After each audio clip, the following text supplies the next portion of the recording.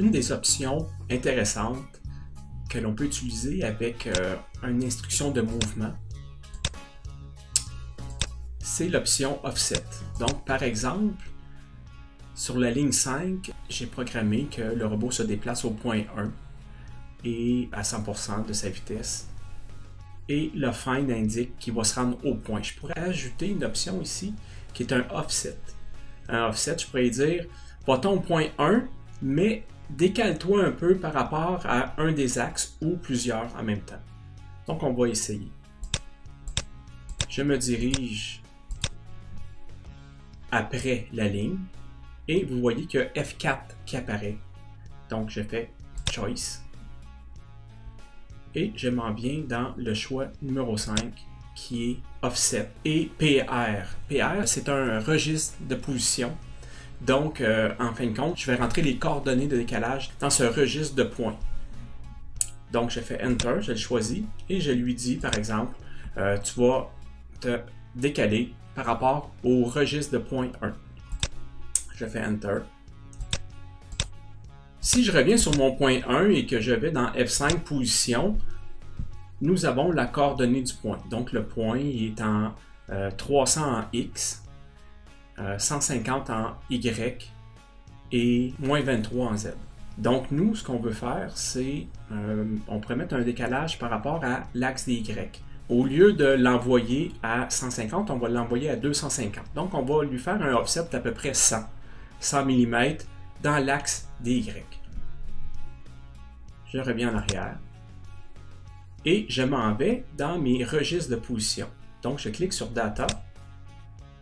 Vous voyez que de base, j'arrive dans les données des registres. Donc, moi, ce sont les registres de position. Je choisis, en cliquant sur F1 type, je choisis 2, registre de position. Ici, je peux aller dans F4 position. Je vais rentrer 0 en X, donc je ne veux pas de décalage en X, 100 en Y, 0 en Z, et les rotations autour de mes axes, je vais rentrer également 0. 0 et 0. Je fais Done pour confirmer. Je reviens dans Edit.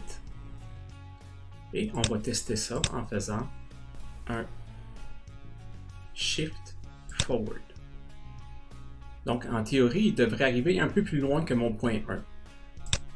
Je vais me mettre en step by step, donc en étape par étape, pour bien voir que mon robot va dépasser mon point 1 du offset demandé. Je fais Shift Forward, Enter,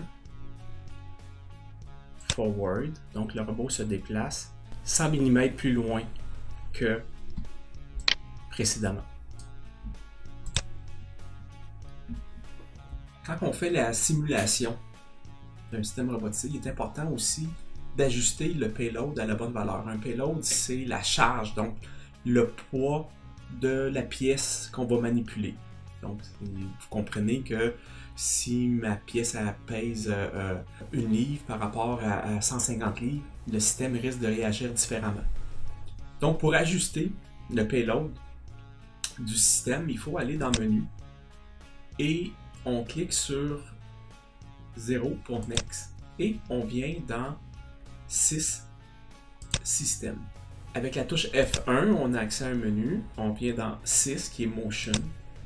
Et vous voyez que je peux ajuster différentes valeurs. Donc, je pourrais avoir un robot qui manipule différentes pièces.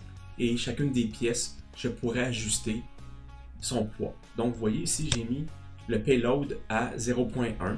Je vais dans Detail et je pourrais venir modifier le poids à 0.5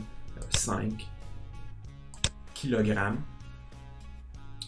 Et le groupe 1, donc mon payload numéro 1 serait de 0.5. Je pourrais aussi le mettre ailleurs qu'au centre de mon outil.